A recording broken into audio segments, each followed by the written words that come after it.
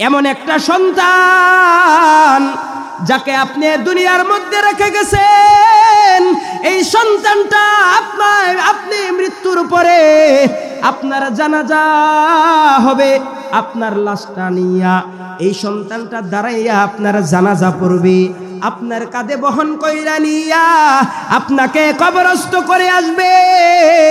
কবরস্থ করার পরে মাঝে মধ্যে সন্তানটা আল্লাহর কাছে দোয়া করবে, আল্লাহ রব্বির হামহুমা কামা রব্বায়ানি সগীরা। ও আল্লাহ, আমি যখন ছুটেছিলাম আমার মা কত কষ্ট করে আমাকে লালন পালন করেছে।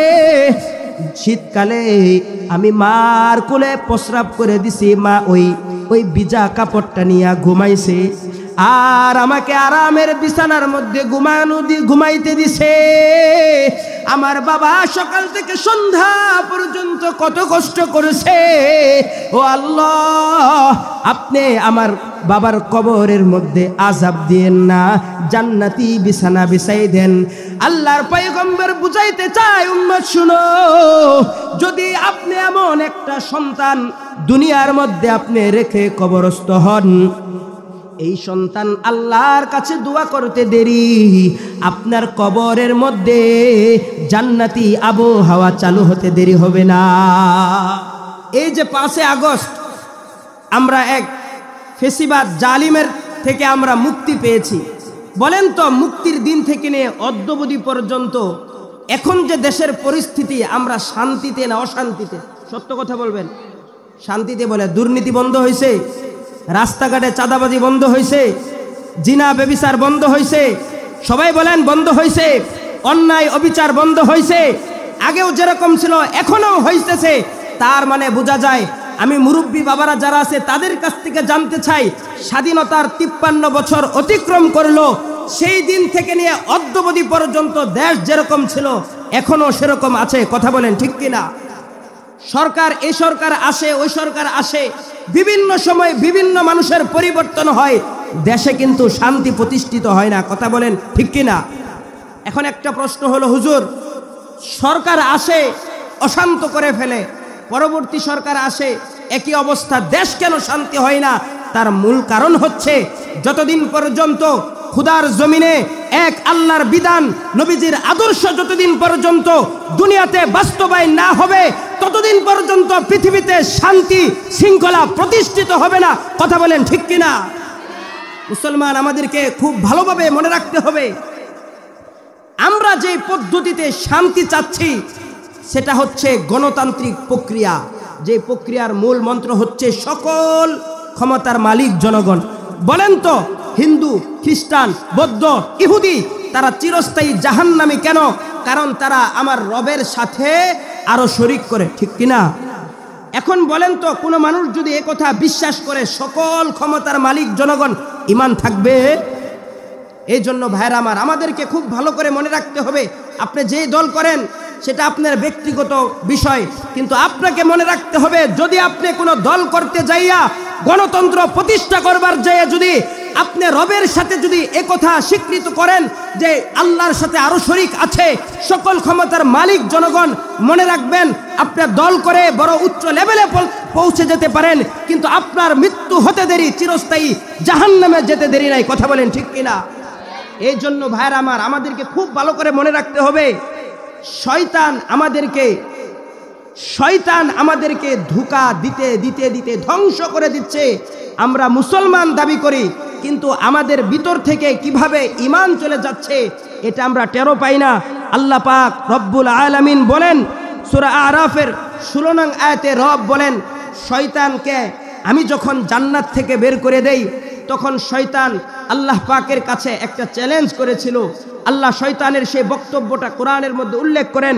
শয়তান বলে, ক্বালা ফাবিমা আগওয়াইতানি, রব আপনি যেহেতু আমাকে জান্নাত থেকে বের করে দিয়েছেন, লা আকুদান্না লাহুম সিরাতাকাল মুস্তাকিম, আমি আপনার সিরাতাকাল মুস্তাকিম তথা আপনার বনি আদমের জান্নাতে যাওয়ার যে পথ আছে সেই পথের মধ্যে আমি জাপটি মারে বসে প্রত্যেকটা উম্মতকে জাহান্নামে করে ছাড়বো। নাউজুবিল্লাহি মিন যালিক।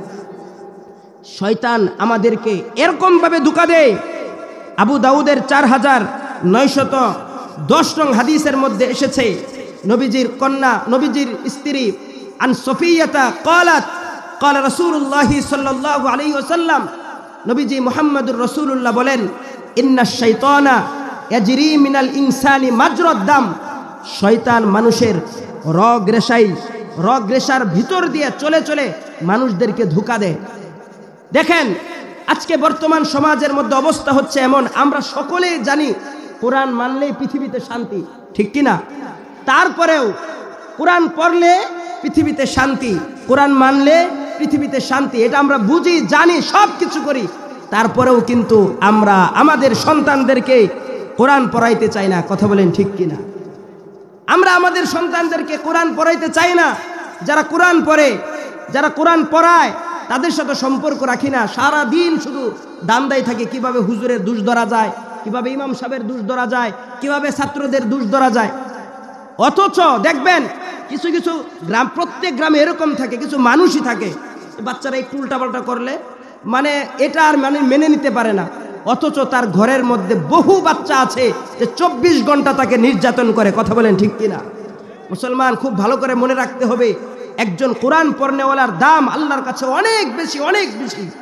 আজকে গোটা পৃথিবীতে আপনি যেখানে দেখবেন মুসলমান, সেখানেই মুসলমান অশান্তিতে নির্যাতিত। কিন্তু আমাদের পূর্ববর্তী ইতিহাসগুলো দেখেন, যত ইতিহাস করবেন দেখবেন প্রত্যেকটা মানুষ, প্রত্যেকটা মুসলমান পৃথিবীতে তাদের রাজত্ব ছিল গোটা পৃথিবীব্যাপী। কিন্তু আজকে মুসলমানের এই অধঃপতন মূল কারণ হচ্ছে মুসলমান তারা কোরআন থেকে দূরে চলে গেছে। কথা বলেন ঠিক কিনা?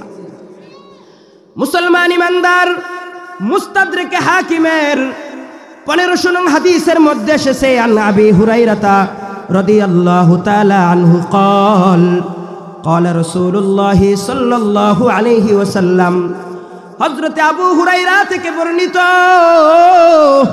আল্লাহর পয়গম্বর বলেন, বিদায় হজের বছরে আল্লাহর পয়গম্বর বলেন, উম্মত শুনো, আমি তো দুনিয়া থেকে চলে যাচ্ছি, তারাকতু ফীকুম শাইআইন লান তাদিল্লু বাদাহা কিতাবাল্লাহ, আমি দুনিয়া থেকে চলে যাচ্ছি, তবে আমার পরে তোমাদের মাঝে দুইটা জিনিস রেখে গেলাম।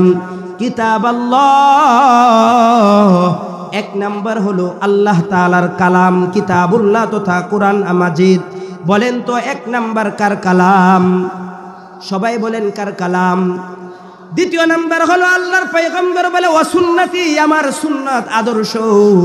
মুসলমান আজকে যদি তুমি কোরআন অনুযায়ী জীবনটা চালাইতা, নবীর সুন্নাত অনুযায়ী জীবন চালাইতা, আল্লাহর পয়গম্বর বলেন দুনিয়ার মধ্যে যত মানুষ আছে সমস্ত মানুষগুলা তোমার পদচুম্বন করতে বাধ্য হতো। কথা বলেন ঠিক কিনা? আমার আল্লাহ পাক রব্বুল আলামিন সূরা হিজরের 9 নং আয়াতের মধ্যে বলেন, ইন্না নাহনু নাযালনা যিকরা ওয়া ইন্না লাহু লাহাফিজুন। আমার আল্লাহ বলে, বান্দা জানো কোরআন মানলে এত সম্মানী হবা কেন? কারণ কোরআন নাজিল করেছি আমি, এবং কোরআন হেফাজত করব আমি, এবং কোরআনের সাথে যারা সম্পর্ক রাখবে এবং কোরআন পড়নেওয়ালাদেরকে যারা সাহায্য সহযোগিতা করবে, কোরআনের সাথে যারা ভালোবাসা রাখবে এবং যারা কোরআন পড়বে, প্রত্যেকটা ব্যক্তিকেই আমি আল্লাহ কুদরতি হাতে হেফাজত করব। এজন্যই তো আমরা দেখতে পাই বিগত জালেম সরকার আলেম উলামাদেরকে বছরকে বছর কারারুদ্ধ করে রেখেছে। দিন শেষে আমরা দেখতে পেয়েছি বর্তমান সময়ে আলেমরা গোটা দেশের মধ্যে সম্মানী, আর যারা জালেম তারা দেশ ত্যাগ করে পালাতে বাধ্য হয়েছে। কথা বলেন ঠিক কিনা? মুসলমান ইমানদার কেন জানেন এই কোরআনের তো দাম? আল্লাহ পাক রব্বুল আলামিন সূরা বাকারার 1-2 নং আয়াতের মধ্যে কোরআনের চমৎকার জবাব দিয়া বলেন, আমার রব কোরআনের পরিচয় দিচ্ছেন। আমার রব বলেন, আলিফ লাম মিম যালিকাল কিতাব, জানো এটা এমন এক কিতাব লা রাইবা ফি, পৃথিবীর মধ্যে এমন কোন গ্রন্থকার নাই যে কিনা তার কিতাব লেখার পর চ্যালেঞ্জ করতে পারে।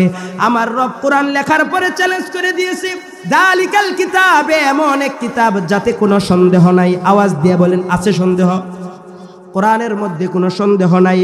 আমার রব বলেন, বান্দা শুনো, সূরা বাকারার 23 নং আয়াতের মধ্যে আমার রব বলেন, ওয়া ইন কুনতুম ফি রাইবিম মিম্মা নাযালনা আলা আবদিনা। এরে বান্দা, আজকে তোমরা কোরআন পড়ছো না, তার মানে কি কোরআন নিয়ে সন্দেহ আছে? আজকে তোমরা কোরআন অনুযায়ী জীবন চালাইলেই জীবন তোমাদের সফল কাম। আজকে ঘরে কোরআন চালাও, দেখবা ঘরটা আলোকিত হয়ে গেছে। সন্তান কথা শুনে না, কারণ তুমি তোমার সন্তানকে কোরআন পড়াও নাই। আজকে তোমার মেয়েটা কথা শুনে না, তার কারণ হলো তুমি তোমার মেয়েকে কোরআনের শিক্ষায় শিক্ষিত করো নাই।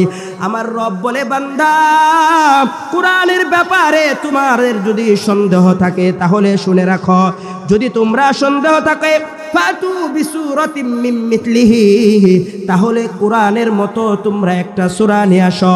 হ্যাঁ বান্দা শুনো, যদি তোমরা না পাও, ওয়াদউ শুহাদাকুম মিন দুনিল্লাহ, তোমরা পৃথিবীতে যত মানুষ আছো এবং জিন জাতি যারা আছে, মানুষ এবং জিন জাতি, এবং তোমাদের মানুষের মধ্যে যারা হিন্দু, খ্রিস্টান, বৌদ্ধ, তোমরা যে সমস্ত দেব দেবিকার পূজা করো, লাত, মানাত, উজ্জা, তাদেরকে নিয়েও যদি পৃথিবীতে আসমান ও জমিনের নিচে যত সৃষ্টিজীব আছে, বলেন তো সব সৃষ্টিজীব মিলাও যদি আল্লাহ পাকের কালামের মতো ছোট্ট একটা সূরা বানাতে চায়, আওয়াজ দিয়ে বলেন, সকলে মিলে ছোট্ট একটা সূরা বানাইতে পারবে?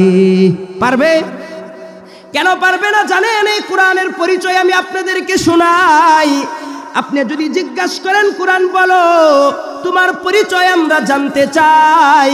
কোরআন যদি আপনি জিজ্ঞাসা করেন, কোরআন বলো দেখি তুমি আসছো কোত্থেকে, কোরআন জবাব দেয়, তানজিলুম মির রাব্বিল আলামিন। আল্লাহু আকবার। কোরআন জবাব দেয়, দুনিয়ার মানুষ শুনো, আমি এসেছি জগৎ সমূহের প্রতিপালক আল্লাহ পাক রব্বুল আলামিনের পক্ষ থেকে এসেছি। এখন যদি কোরআনকে জিজ্ঞাসা করেন, কোরআন বলো দেখি, বুঝলাম তুমি আল্লাহর পক্ষ থেকে এসেছ, কিন্তু আমরা জানতে চাই দুনিয়ায় আসার আগে তুমি কোথায় ছিলা? কোরআন জবাব দেয়, ফি লাউহিম মাহফুজ, আমি দুনিয়ার আসার আগে আমি সংরক্ষিত ছিলাম সেই লাউহে মাহফুজকে। এখন কোরআনকে যদি জিজ্ঞাসা করে, কোরআন যে বুঝলাম তুমি মহা প্রতিপালক আল্লাহর পক্ষ থেকে এসেছ, তুমি সংরক্ষিত ছিলে লাউহে মাহফুজকে। এখন আমরা জানতে চাই তুমি লাউহে মাহফুজ থেকে দুনিয়াতে আসলা কিভাবে? তোমাকে কে নাজিল করেছে? কোরআন চমৎকার করে জবাব দেয়, নাজালা বিহির রূহুল আমিন, আমাকে নাজিল করেছে এমন একজন ফেরেশতা যাকে আল্লাহ পাক রব্বুল আলামিন কোটি কোটি ফেরেশতা, সমস্ত ফেরেশতাদের থেকেও যিনি সবচেয়ে সম্মানী, হযরতে জিবরাইল আমিন আলাইহিস সালামকে মাধ্যমে আমাকে আল্লাহ পাক রব্বুল আলামিন লাউহে মাহফুজ থেকে পাঠাইছে। মুসলমান ইমানদার, এখন আসেন শুনি আমার রব এই কোরআনটা কিভাবে দুনিয়ার মধ্যে নাজিল করেছে। আল্লাহ পাক রব্বুল আলামিন সূরা আহজাবের 72 নং আয়াতের মধ্যে আমার রব জানাই দেন, দুনিয়ার মানুষ শুনো, ইন্না আরদনাল আমানাতা আলাস সামাওয়াত ওয়াল আরদি ওয়াল জিবালি ফাআবাইনা আন ইয়াহমিলনাহা ওয়া আশফাকনা মিনহা ওয়া হামালাহাল ইনসান। মুসলমান ইমানদার, আজকে তুমি হয়তোবা দেখতে পাও কোরআনটা এই ছোট একটা বই, একেবারে পাতলা মনে হয় না, আমরা সকলে উঁচা করতে পারি না। আমার রব বলেন, দুনিয়ার মানুষ শুনো, তুমি হয়তোবা আজকে দেখতে পাও কোরআনটা একটা সাধারণ কিতাবের মতো মনে হয়, কিন্তু জানো এই কোরআনটা কত ওজনদার, কত সম্মানী। আমার রব বলেন, বান্দা, এই কোরআনকে আমি সর্বপ্রথম আসমানকে দিতে চেয়েছি। আসমান ডাক দিয়া বলে, আল্লাহ, এই কোরআনটা আমি বহন করার মতো আমার ক্ষমতা নাই। ও আল্লাহ এই কোরআনটা আমি নিতে পারবো না, আমাকে ক্ষমা করে দাও। যদি এই কোরআনটা আমার উপর দাও আমি আসমান তোলার মতো উড়তে থাকবো। আল্লাহ পাক রব্বুল আলামিন এই কোরআনটা জমিনকে দিতে চায়। জমিনে বলে আল্লাহ এই কোরআনটা ধারণ বহন করার মতো ক্ষমতা আমার নাই, এই কোরআনটা আমাকে তুমি দিও না। আল্লাহ পাক রব্বুল আলামিন বলেন সকলেই যখন আমার কাছে উজর পেশ করেছে আমি সকলকে এরপরে দেই নাই। এরপরে আমি এই কোরআনটা জিব্রাইলের মাধ্যমে নবীজি মহল্লা সবাই বলি সাল্লাল্লাহু আলাইহি ওয়াসাল্লামের কাছে এরপরে এই কোরআনটা আমি নাজিল করেছি। মুসলমান ইমানদার এখন আসেন আমরা শুনি কোরআনটা কিভাবে আসলো। সহিহ বুখারীর 4953 নং হাদিসের মধ্যে এসেছে আন উরওয়া ইবনে যুবাইর রাদিয়াল্লাহু তাআলা আনহু আখবরাহু আন্না আয়েশা জাওজান নবী সাল্লাল্লাহু আলাইহি ওয়াসাল্লাম, নবীজির স্ত্রী আয়েশা রাদিয়াল্লাহু তাআলা আনহা বলেন আউয়ালু মা বুদিয়া বিহি রাসূলুল্লাহ সাল্লাল্লাহু আলাইহি ওয়াসাল্লাম আর রুইয়া সাদিক ফিল মানাম। নবীজির স্ত্রী বলেন কোরআন নাজিল হওয়ার আগে আল্লাহর পয়গম্বর স্বপ্নে যুগে ওহী আসতো, অর্থাৎ নবীজি স্বপ্নে যুগে যেই বিষয়টা দেখতেন সকাল হলে বাস্তবেও সেটা বাস্তবায়িত হতো। সুবহানাল্লাহ। লম্বা হাদিস সংক্ষেপে আমি মূল বিষয়টা বলি। আল্লাহর পয়গম্বর হেরা পর্বতে ধ্যানে মগ্ন থাকতেন, ইবাদত করতেন, ক্ষুধা লাগতো ঘরে আসতেন, আবার খাবার সংরক্ষণ করে আবার হেরা পর্বতে চলে যেতেন। দীর্ঘদিন পর্যন্ত হেরা পর্বতে আল্লাহর পয়গম্বর ধ্যানে মগ্ন। হঠাৎ একদিন জিব্রাইল কোরআন নিয়ে আল্লাহর পয়গম্বরের দরবারে এসে বলে আসসালাতু ওয়াসসালামু আলাইকা ইয়া রাসূলুল্লাহ। আল্লাহর পয়গম্বর বলেন মান আনতা, তুমি কে? জিব্রাইল বলে আনা জিব্রাইল মিনাল্লাহি তাআলা, আল্লাহর পক্ষ থেকে এসেছি কোরআন নেওয়ার জন্য। পয়গম্বর বলেন মাযা তুরিদু আন তাকুল আলী, কি বলতে চাও আমার কাছে বলো। আল্লাহর পয়গম্বর বলেন নবীজি বলেন ইকরা, পড়েন। আল্লাহর পয়গম্বর বলেন মা আনা বিকারি, আমি পড়তে জানি না, কি পড়ব। জিব্রাইল আবার বলেন ইকরা, পয়গম্বর একই জবাব। পয়গম্বর বলেন মা আনা বিকারি, আমি তো পড়তে জানি না। তৃতীয়বার বলেন ইকরা বিসমি রাব্বিকাল্লাযী খলাক। এবার আল্লাহর পয়গম্বর পড়া শুরু করে দিলেন ইকরা বিসমি রাব্বিকাল্লাযী খলাক, খলাকাল ইনসানা মিন আলাক, ইকরা ওয়া রাব্বুকাল আকরাম আল্লাযী আল্লামা বিল কলম। চিৎকার দিয়ে বলিন আল্লাহু আকবার। এবার আল্লাহর পয়গম্বর একটানা 5 আয়াত পড়ে ফেললেন। এখন একটা প্রশ্ন, মুহাদ্দিসগণ বলেন এখানে একটা প্রশ্ন আছে, প্রশ্নের বিভিন্ন জন ব্যাখ্যা দিয়ে থাকেন, তবে আমাদের জন্য যেটা উপকারী সেই ব্যাখ্যাটাই শুধু বলি। আল্লাহর পয়গম্বর প্রথম বললেন কিন্তু বললেন পারি না, দ্বিতীয়বার বললেন পারি না, তৃতীয়বার কেন পড়া শুরু করলেন? প্রশ্ন হয় না? এর জবাব হলো মুহাদ্দিসগণ বিভিন্ন ব্যাখ্যা দেন, তবে আমাদের জন্য যেই শিক্ষা, এখানে আল্লাহর পয়গম্বরকে সর্বপ্রথম বলা হয়েছে শুধু পড়েন পড়েন পড়েন, কি পড়বেন এটা বলে নাই। কিন্তু যখন বলছে পড়েন আপনার প্রভুর নামে যিনি আপনাকে সৃষ্টি করেছে, এখন পয়গম্বর পড়া শুরু করে দিলেন। এখান থেকে আমাদের শিক্ষা হলো একটা বাচ্চা যখন দুনিয়ায় আসবে, আসার পর হাঁটতে শিখবে, কথা বলতে শিখবে, এরপর বাচ্চাটা যখন শিক্ষায় শিক্ষিত করতে যাবে সর্বপ্রথম ওই বাচ্চাকে যেই শিক্ষা দিতে হবে সেই শিক্ষা হলো আল্লাহর নামের শিক্ষা। কথা বলেন ঠিক কিনা?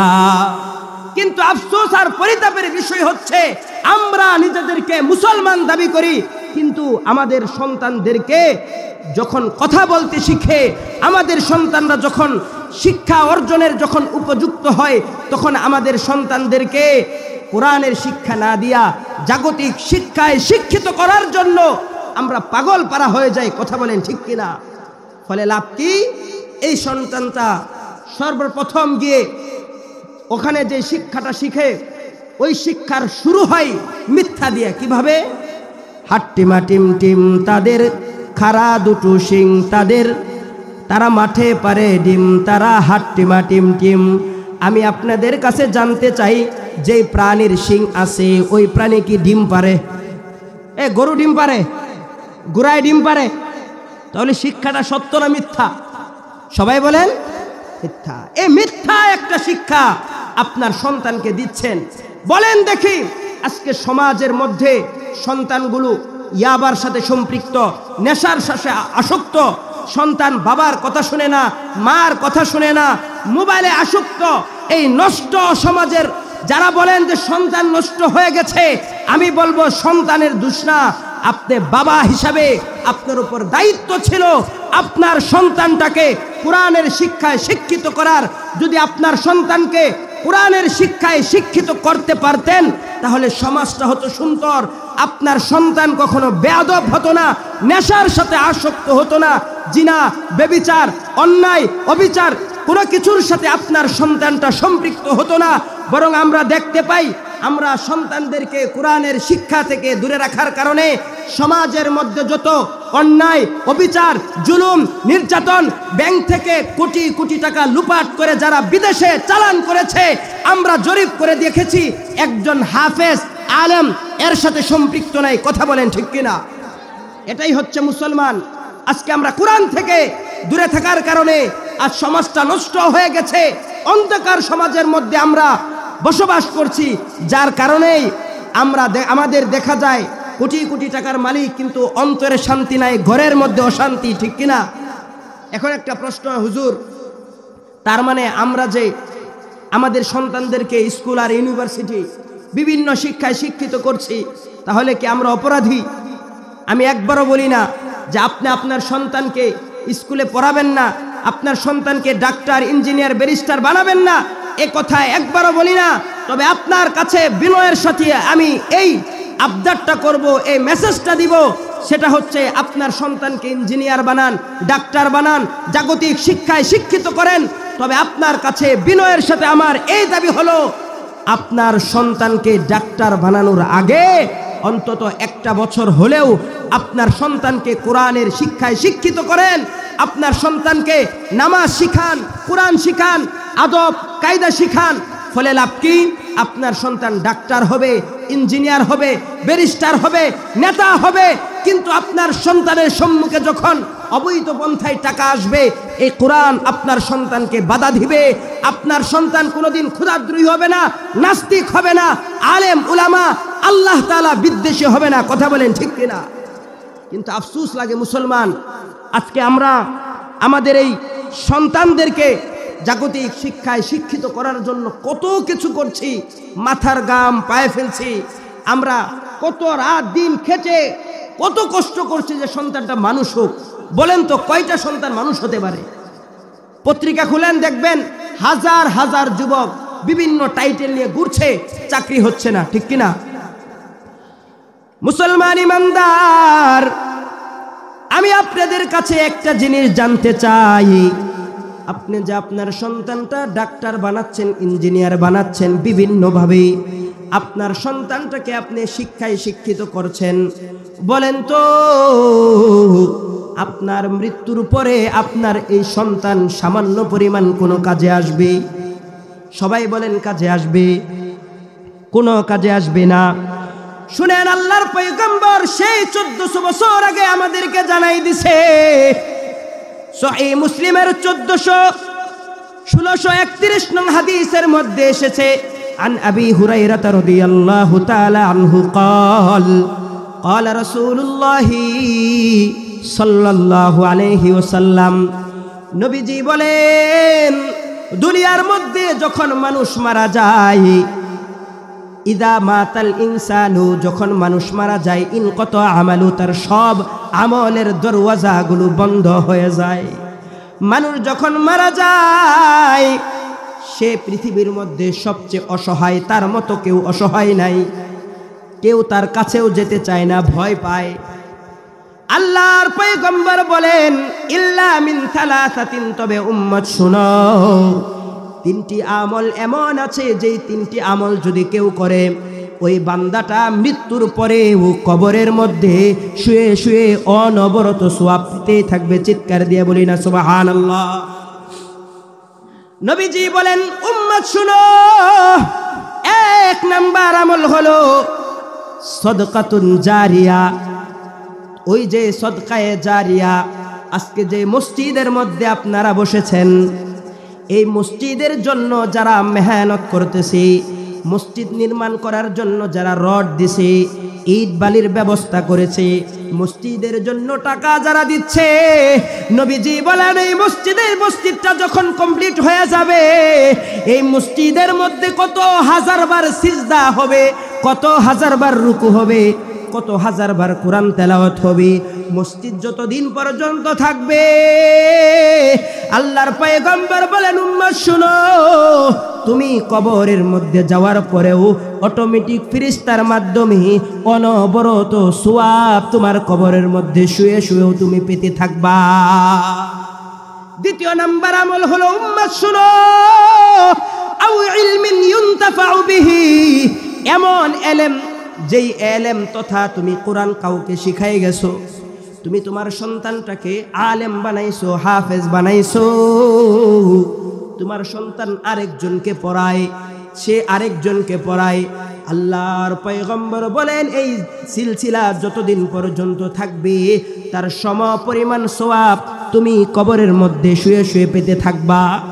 তৃতীয় নাম্বার হলো আউওয়ালাদিন সালেহ, এমন একটা সন্তান যাকে আপনি দুনিয়ার মধ্যে রেখে গেছেন, এই সন্তানটা আপনি মৃত্যুর পরে আপনার জানাজা হবে, আপনার লাশটা নিয়া এই সন্তানটা দাঁড়াইয়া আপনার জানাজা পড়বে, আপনার কাঁধে বহন কইরা নিয়া আপনাকে কবরস্থ করে আসবে।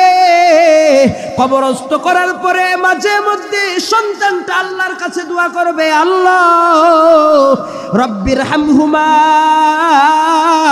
কামা রব্বায়ানি সগীরা।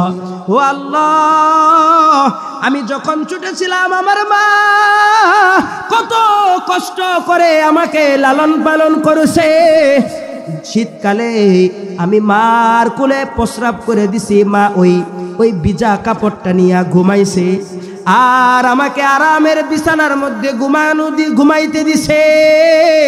আমার বাবা সকাল থেকে সন্ধ্যা পর্যন্ত কত কষ্ট করেছে।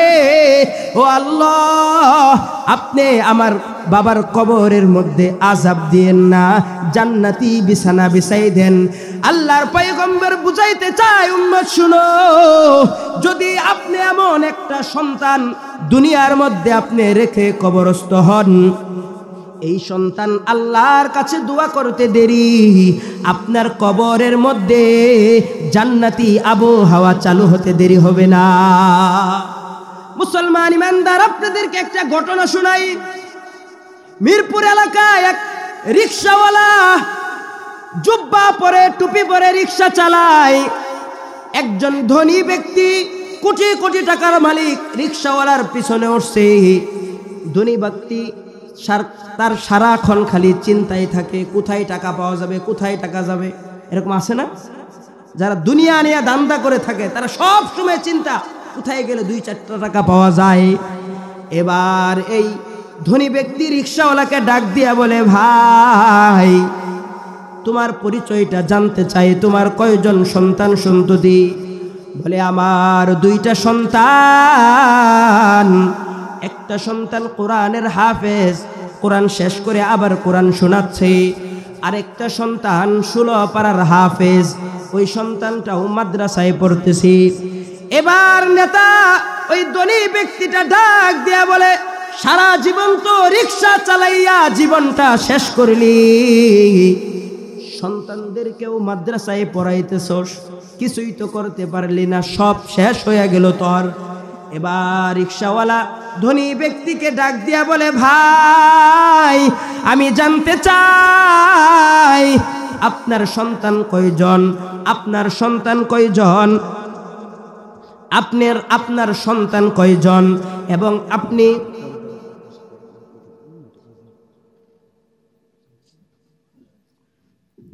আপনার সন্তান কয়জন, তারা কি করে? এবার ওই নেতা জবাব দেন, আমার একটা সন্তান ডাক্তার, আরেকটা সন্তান ইঞ্জিনিয়ার, আরেকটা সন্তান ব্যারিস্টার, আরেকটা সন্তান আমাদের এলাকার চেয়ারম্যান। বলে চেয়ারম্যান হলে লাভ কি? এবার হচ্ছে চেয়ারম্যান, সামনে হবে উপজেলার চেয়ারম্যান, এর পরের টামে হবে এমপি। বলে এগুলো হইলে লাভ কি? বলে উপরে যত উঠা যায় চুরি তত করা যায়। কথা বলেন ঠিক কিনা? এবার রিক্সাওয়ালা ডাক দিয়া বলে, ভাই তোমার এক একটা সন্তান এক এক লাইনে এস্টাবলিশ হয়ে গেছে বুঝলাম, এখন আমি জানতে চাই, আমাকে একটু বলো দেখি, তোমার কোন সন্তান এমন আছে যেই সন্তানটা তোমার মৃত্যুর পরে তোমার লাশটা দাঁড়াইয়া, তোমার লাশের সম্মুখে দাঁড়াইয়া জানাজা পড়তে পারবে, এমন কোন সন্তান আছে? এবার নেতার মুখটা ছোট হয়ে গেছে, মাথাটা নিচের দিকে ঝুঁকে গেছে। ও মুসলমান, ওই রিক্সাওয়ালা ওই ধনী ব্যক্তিকে যেই প্রশ্ন করে, একই প্রশ্ন বাবা আমিও আপনাদের কাছে রেখে যাই, একটু মনকে জিজ্ঞেস করেন, মন কত কিছু করলাম সন্তানের জন্য, মাথার ঘাম পায়ে ফেললাম, আমি কি আমার একটা সন্তানকে এমন করতে পেরেছে কিনা যে সন্তানটা আমার মৃত্যুর পরে আমার জানাজা পড়বে, মাঝে মধ্যে আমার জন্য দোয়া করবে? ও মুসলমান, যদি না করতে পারেন, যদি এমন না হয়, শুনেন আমার রব বলেন, আল্লাহ তাজিরু ওয়াজিরাতু বিজরা উখরা, কেউ কারো বোঝা বহন করবে না রে বাবা। ওই কঠিন কিয়ামত ময়দানটা বড় ভয়ঙ্কর। আল্লাহর পয়গম্বর বলেন, কিয়ামতের ময়দানে মানুষ যখন হাসরের ময়দানে উঠবে, মানুষের মাথার উপরে সূর্য থাকবে, সূর্যের গরম তাপে মাথার মগজটা টাস টাস টস টস করে ফুটে যাবে। ও মুসলমান, সেই কঠিন কিয়ামতের ময়দানে যেই সন্তানের জন্য এত কষ্ট করলেন, আল্লাহ পাক রব্বুল আলামিন বলেন, ইয়াউমা ইয়াফিরুল মারউ মিন আখি ওয়া উম্মিহি ওয়া আবিহি ওয়া সাহিবাতিহি ওয়া বানি। আল্লাহর পয়গম্বর বলেন, আজকে তুমি তোমার সন্তানটাকে কোরআনের শিক্ষায় শিক্ষিত করছো না, আজকে ডাক্তার বানাচ্ছ, কত কিছু বানাচ্ছ, দুনিয়ার মধ্যেই তো তার বাস্তব প্রমাণ আছে। যায়া দেখেন বৃদ্ধাশ্রমে যেই সমস্ত মা বাবা গুলো পড়ে আছে, ম্যাক্সিমাম সকলেরই বাবা মার সন্তানগুলো কেউ ডাক্তার, ইঞ্জিনিয়ার, বড় বড় ব্যবসায়ী, একজন হাফেজ আলেমের মা ওই বৃদ্ধাশ্রমে পাবেন না। কথা বলেন ঠিক কিনা? মুসলমান ইমানদার শুনেন, আপনি যদি আপনার একটা সন্তানকে কোরআনের হাফেজ বানাইতে পারেন, জানেন আল্লাহ কেমন মর্যাদা দিবে। নবীজি বলেন, ইদা উদি আল মাইয়িতু ফিল কবরি যা আল কুরআনু ইনদা রাসিহি। আল্লাহর পয়গম্বর বলেন, যখন একজন কোরআন পড়নেওয়ালা তাকে কবরস্থ করা হয়, কোরআন তার মাথার দিক থেকে চলে আসে। এবার আযাবের ফেরেশতারা আযাব দেওয়ার জন্য কবরের মধ্যে আসে। মাথার দিক থেকে আযাব দিতে আসলে কোরআন মাথার দিক থেকে বাধা দেয়, ডান দিক থেকে আসলে সেদিক থেকেও বাধাগ্রস্ত করে, যে দিক থেকে আসে সব দিক থেকে কোরআন বাধাগ্রস্ত করে। এবার ফেরেশতারা সব দিক থেকে বাধাগ্রস্ত হইয়া আল্লাহর কাছে যায়, বলে, আল্লাহ আমি কবরের মধ্যে আযাব দিতে গিয়েছিলাম, কিন্তু কোরআন আপনার অমুক বান্দাকে কবরের মধ্যে আযাব দিতে দিচ্ছে না, কি করব? এবার আমার আল্লাহ ডাক দিয়া বলে, ফেরেশতা, আমার বান্দা সারা জীবন কোরআন পড়ছে, সন্তানদেরকে কোরআন পড়াইছে, দুনিয়ার মধ্যে আমি আল্লাহর কোরআনকে হেফাজত করছে, এজন্য আমি আল্লাহ আমার এই বান্দার কবরের আযাব বন্ধ করে দিলাম। মুসলমান ইমানদার, আজকে যদি একটা সন্তানকে কোরআনের হাফেজ বানাইতে পারতেন, একটা নাতিকেও যদি কোরআনের হাফেজ বানাইতে পারতেন, জানেন এই নাতি এই সন্তান আপনাকে কত দূর পর্যন্ত পৌঁছাই দিত।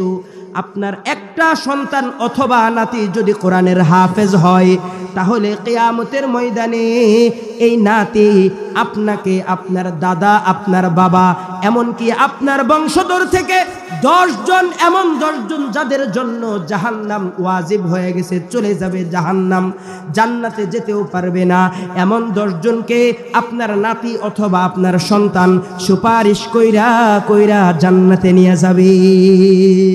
আল্লাহ পাকের পয়গম্বর বলেন, উম্মত শুনো, আবু দাউদের 1464 নং হাদিসের মধ্যে এসেছে, আল্লাহর পয়গম্বর বলেন, একজন হাফেজকে আমার আল্লাহ কিয়ামতের দিন বলবেন, ইকালু লিসাহিবিল কুরআন ইকরা ওয়ারতাকি ওয়ারাত্তিল কামা কুনতা তুরাত্তিলু ফিদ দুনিয়া। এ হাফেজ, পড়ো আর উঠতে থাকো যেরকম ভাবে দুনিয়ার মধ্যে তুমি পড়ছিলা। এবার হাফেজ পড়তে থাকবে, এক তালা থেকে নিয়ে 6666 তালা পর্যন্ত পড়ে পড়ে উঠে যাবে, এবং পড়ার পরে আমার রব বলবে, হাফেজ তুমি যেখানে গিয়ে শেষ করেছ, এক তালা থেকে 6666 তালা পর্যন্ত এই বিশাল বিল্ডিং এর মালিক আমি আল্লাহ তোমাকে বানাই দিলাম। মুসলমান শুধু তাই নয়, এখন আপনাদের মনে প্রশ্ন, হুজুর আমরা যে আমাদের সন্তানদেরকে হাফেজ বানাবো, আমাদের সন্তানদেরকে আলেম বানাবো, আমরা যে মাদ্রাসার ছাত্রদেরকে মোহাব্বত করি, ভালোবাসি, আমরা যে মসজিদ মাদ্রাসায় দান করি, মাদ্রাসা প্রতিষ্ঠা হওয়ার জন্য যে আমরা দান সৎকা করি, এই মাদ্রাসার ছাত্র উস্তাদদেরকে যে আমরা ভালোবাসি, আমাদের কি মর্যাদা হবে?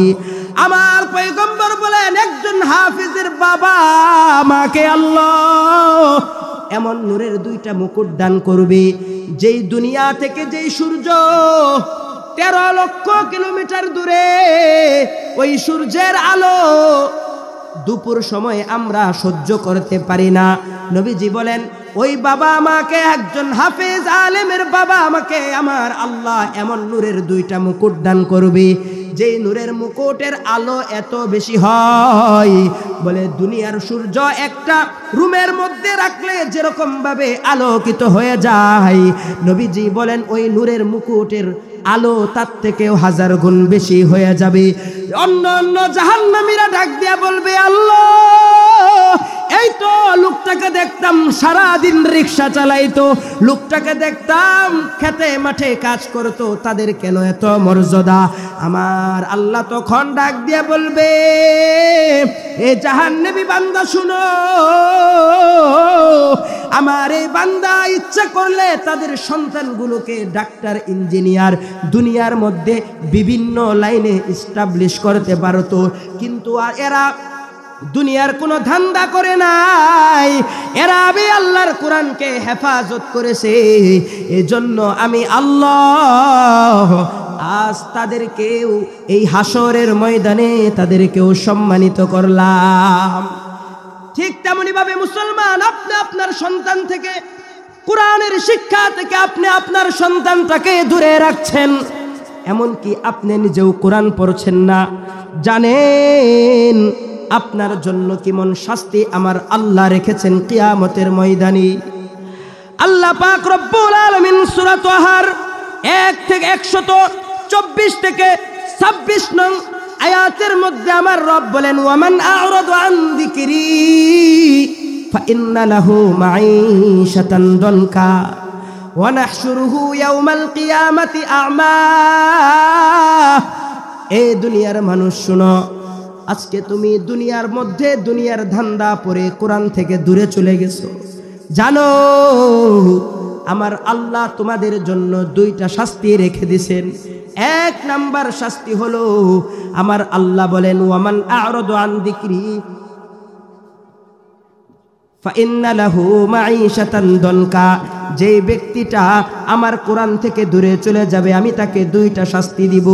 একটা শাস্তি দুনিয়ায়, আরেকটা শাস্তি কিয়ামতের ময়দানে।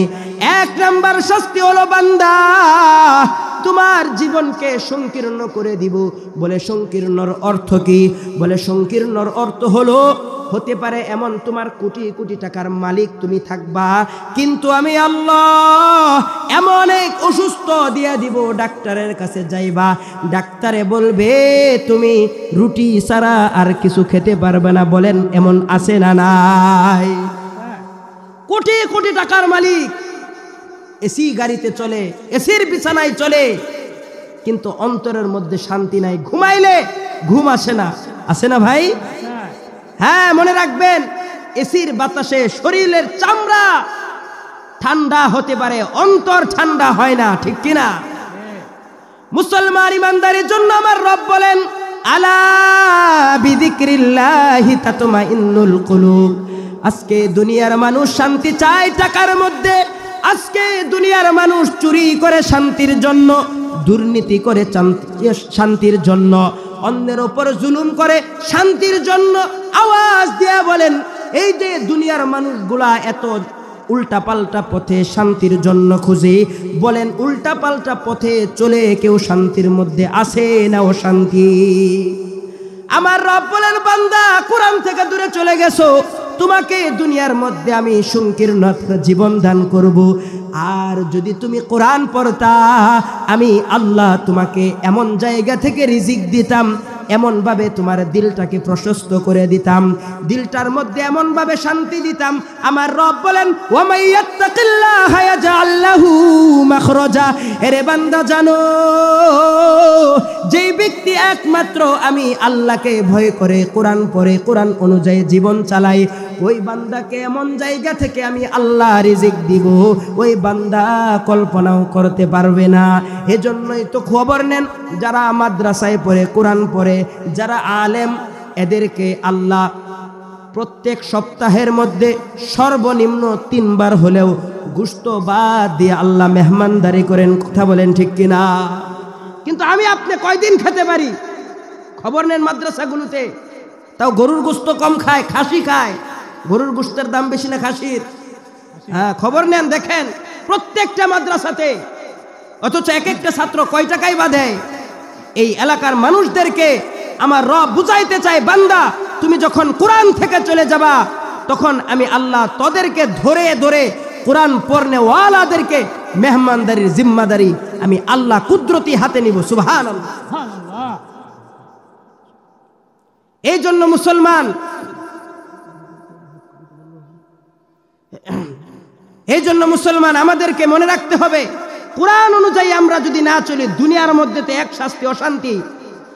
এবার আমার আল্লাহ বলে, বান্দা দুনিয়ার মধ্যে আমি তোমাকে এমন শাস্তি দিব, তোমার জীবনটা সংকীর্ণ করে দিব, অকাল মৃত্যু হবে।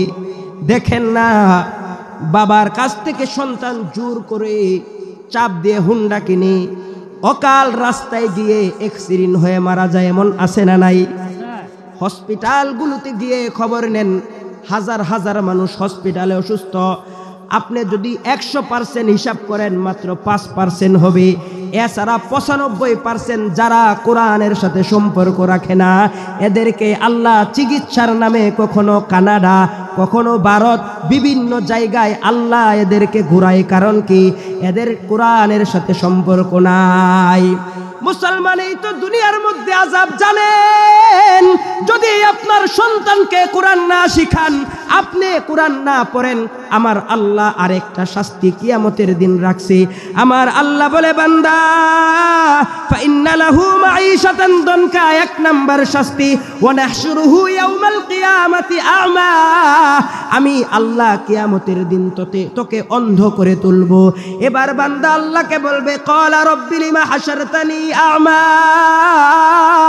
ও আল্লাহ, দুনিয়ার মধ্যে তো আমার চক্ষু ছিল, আমি দুনিয়ার মধ্যে সব কিছু দেখতাম, আজকে কেন আমি দেখি না? আমি অন্ধ হয়ে গেলাম কেন? আমার আল্লাহ তখন জবাব দেয়, ক্বালা কাযালিকা আতাতকা আয়াতুনা ফানাসিতাহা। দুনিয়ার মধ্যে কি আমার কোরআন তোমাদের কাছে আসেনি? তুমি কোরআন পড়ো নাই, এজন্য আমি আল্লাহ আজ তোমাকে ভুলে গেলাম এবং তোমাকে আমি অন্ধ করে জাহান্নামের মধ্যে নিক্ষেপ করলাম। মুসলমান, এটা তো আপনি কোরআন না পড়ার কারণে আপনার উপরে শাস্তি। এখন সন্তানটাকে কোরআন থেকে, কোরআনের শিক্ষা থেকে বঞ্চিত করেছেন, কোরআনের শিক্ষায় শিক্ষিত করেছেন না, এবং যারা কোরআন পড়ে তাদেরকে আপনি ভালোবাসেন না, মাদ্রাসার ছাত্র উস্তাদদেরকে যে আপনি ভালোবাসেন না, কোরআন পড়নেওয়ালাদেরকে ভালোবাসেন না, আপনি যে আপনার সন্তানদেরকে কোরআনের শিক্ষা থেকে দূরে রাখছেন, ফলে আপনার সন্তানটা নামাজ পড়ছে না, মুরব্বীদের সাথে বেয়াদবি করে, নেশায় আসক্ত, সারাদিন মোবাইল নিয়ে বসে থাকে। বলেন তো এমন সন্তান মৃত্যুর পরে জান্নাতি না জাহান্নামী? সবাই বলেন জান্নাতি না জাহান্নামী? আমার আল্লাহ পাক রব্বুল আলামিন সূরা সিজদার 29 নং আয়াতের মধ্যে বলেন, এই বান্দাটা যখন সন্তানটা জাহান্নামী হয়ে যাবে, এই সন্তানটা আল্লাহকে বলবে, وقال الذين كفروا ربنا أرنا الذين أضلانا من الجن والإنس ও আল্লাহ, আমি শুধু একা জাহান্নামে যাব না, আমার ওই সমস্ত বাবা মা গুলো কোথায়, যাদের কারণে আমরা জাহান্নামী হয়ে গেলাম, যাদের কারণে আমরা কোরআন শিখতে পারি নাই, আপনার নবীজির আদর্শ শিখতে পারি নাই, ওই সমস্ত বাবা মাদেরকে আমরা দেখতে চাই। আমার রব বলেন, আল্লাহ পাক এরপরে ওই সমস্ত সন্তানদের সম্মুখে ওই বাবা মাদেরকে উপস্থিত করবে।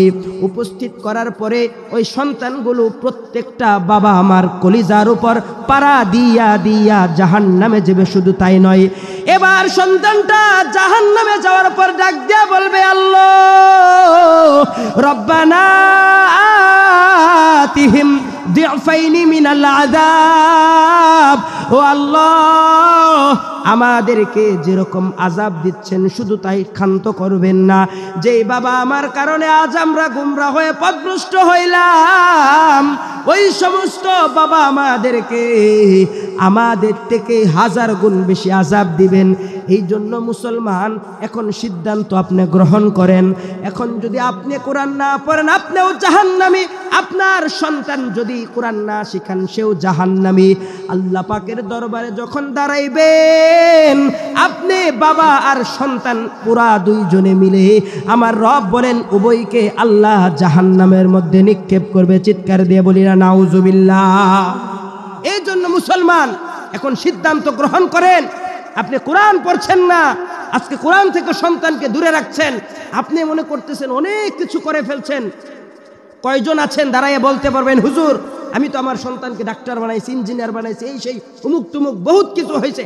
কয়জন আছেন দাঁড়াইয়া বলতে পারবেন? বরং এমন হয় যে আপনি সন্তানকে কোরআনের শিক্ষা থেকে দূরে রাখার কারণে দেখেন, বাস্তবতা বুঝেন, আপনি যেরকম আপনার বাবা মারা যাওয়ার পরে কবরে আপনি বছরেও যান না, ঠিক তেমনি ভাবে আপনার মৃত্যুর পরে আপনার সন্তান একদিনও আপনার কবর জিয়ারতের জন্য যাবে না।